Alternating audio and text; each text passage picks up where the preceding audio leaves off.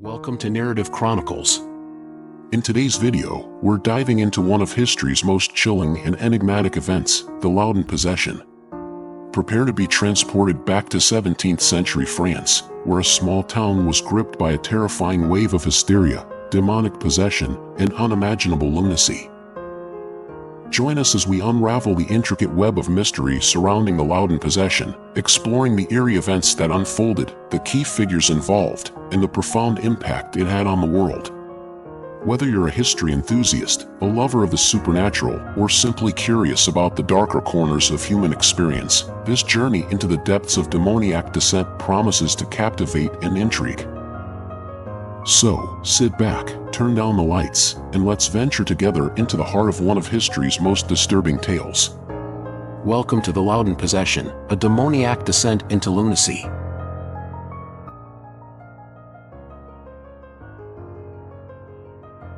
The Loudun Possession, a demoniac descent into lunacy.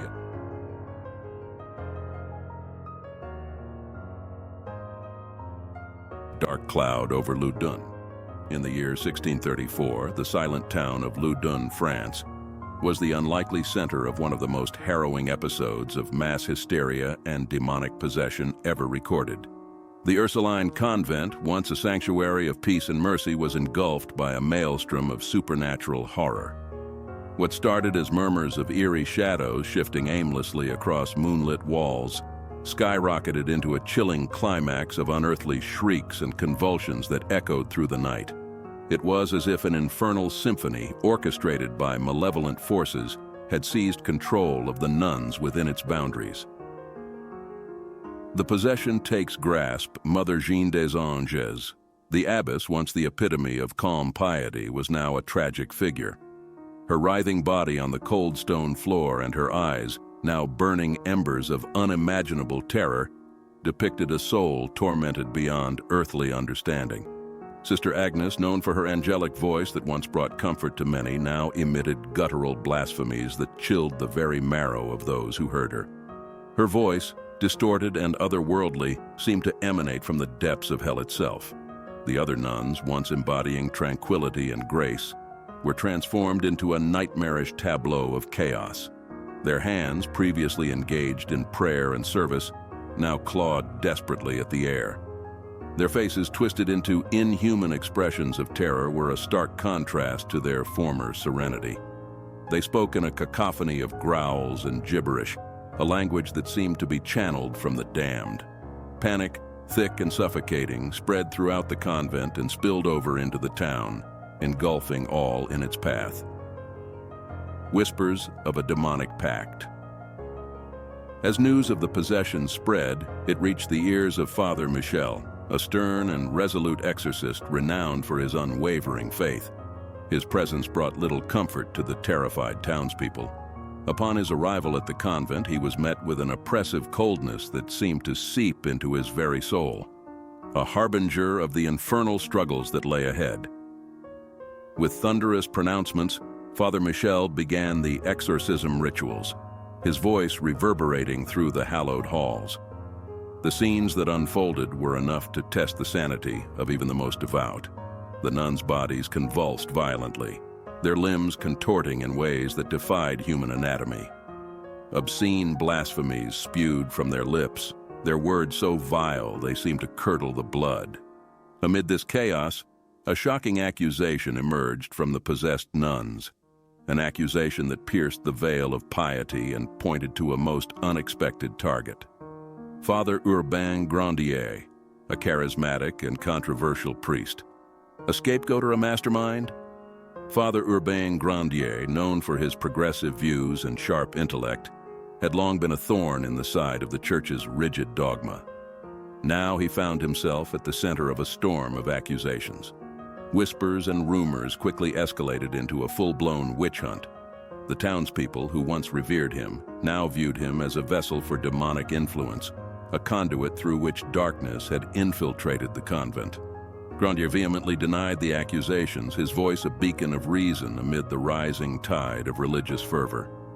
However, his pleas fell on deaf ears, drowned out by the chilling mania that gripped the town. As days turned into weeks, the line between reality and delusion became increasingly blurred. Shadows seemed to dance ominously at the edges of vision, and whispers of unseen entities followed townsfolk through the deserted streets. The trial by ordeal. The ensuing trial was a grotesque spectacle, a horrifying display of fanaticism and fear.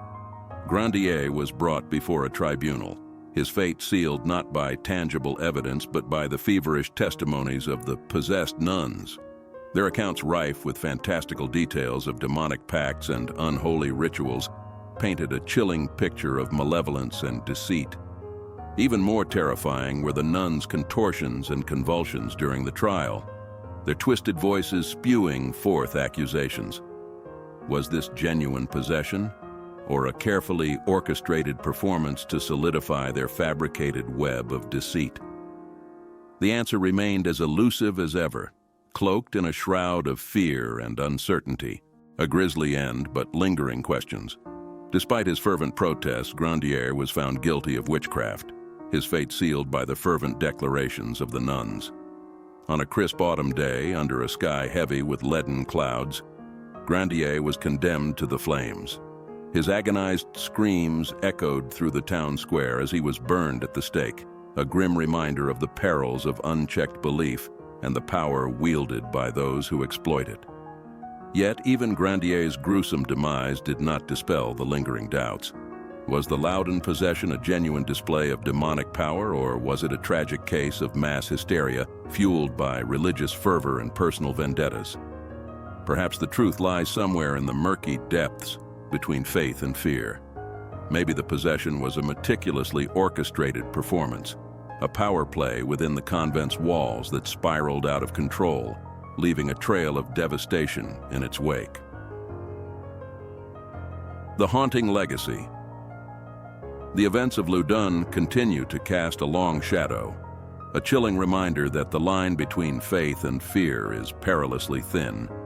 Decades later, whispers still echo through the town, tales of flickering shadows in the convent windows and disembodied screams on moonlit nights. Some believe the possession was a genuine act of demonic incursion, a punishment for straying from the righteous path.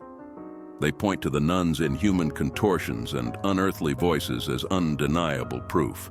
Others whisper of a more sinister plot, that the accusations were a ploy by the convent's leadership to silence Grandier's progressive ideas, or a personal vendetta enacted through manipulation and mass hysteria. Unanswered questions linger. The ambiguity surrounding the events is what makes them truly terrifying. Was it demons or deception? The answer, like the shadows that flit across the convent walls, remains elusive. Did the nuns truly believe they were possessed, or were they pawns in a larger game? Did some nuns orchestrate the charade, fueled by personal vendettas or a desire for power? Was Grandier simply a convenient scapegoat for the town's anxieties? These questions, along with the lingering sense of unease, continue to haunt Loudun. The convent itself stands as a silent witness, its walls seemingly harboring the echoes of screams and the stench of brimstone. The Loudun Possession may have occurred centuries ago, but its legacy lingers, a chilling reminder of the darkness that can reside within the human heart and the destructive power of fear. A broader perspective. The Loudun Possession serves as a chilling historical mystery, a story that continues to intrigue and baffle. It's a stark reminder of the dangers of unchecked belief and the devastating power of mass hysteria. It compels us to question not just the supernatural, but the human psyche and the motivations that drive such events. The Loudun affair also highlights the susceptibility of society to manipulation, especially when fear and religious fervor are involved.